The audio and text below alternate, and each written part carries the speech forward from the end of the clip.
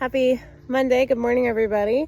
So I'm doing this exercise this week and I couldn't wait to tell you about it so that you could be doing it with me. So I started yesterday, but it was originally going to be Monday through Friday.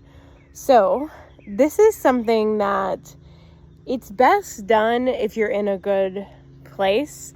I know that typically we want to do like shadow and self-help work when we're not in a good place because we're trying to climb out of it, right? We're like, let's figure out what's wrong so I can go back to being happy. But I just realized this recently, like if you are happy, content, peaceful, you can actually go much deeper into things that would make you upset in the future. So if you're in a good place fiscally, financially, it's a good time to look through your bank statements and to do money work and to think about money because you're not in a frantic state. So you can kind of like crystallize that foundation, right? And so if you're in a pretty good place, let's say you're in a good place with 6 aspects of your life, but there's a 7th aspect that you're not, it's a really good time to look at that aspect, but come out of it, okay? So the point I'm trying to make is sometimes digging through the garbage when you feel like garbage isn't ideal. Sometimes using your elevated state to bring the elements of your life that aren't elevated up is. So in my case, I feel emotionally regulated and peaceful, and my health is improving, and my finances are improving, and my career is going back on track. So I've been able to clear a lot of money stuff during this time because I wasn't frantic, believe it or not, even though I haven't really been working.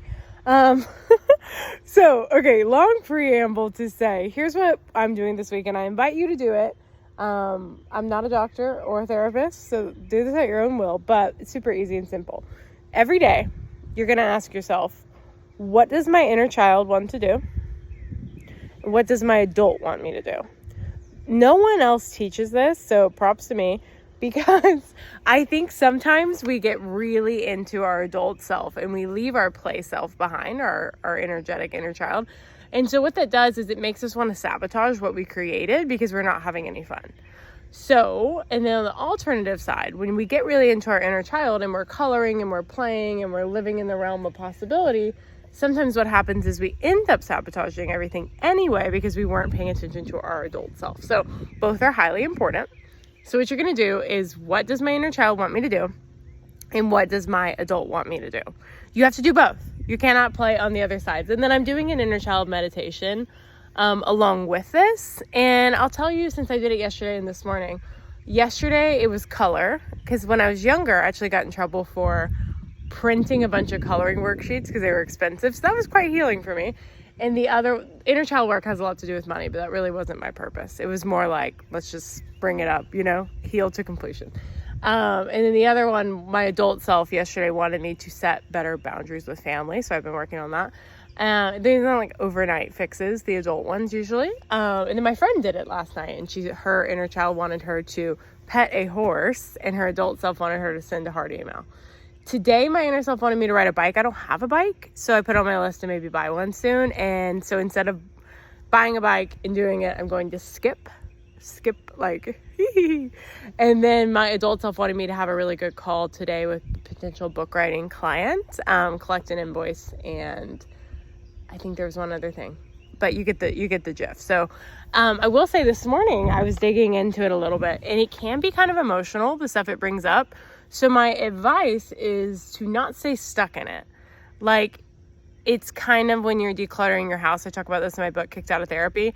20 minutes a day is fine. You don't need to stay stuck in it all day because it is kind of like, oh shit, I haven't gone there in a while.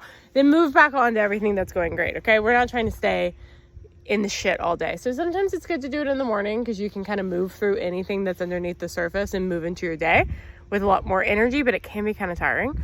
So you might try the evening and you might try the morning and see which one you like better.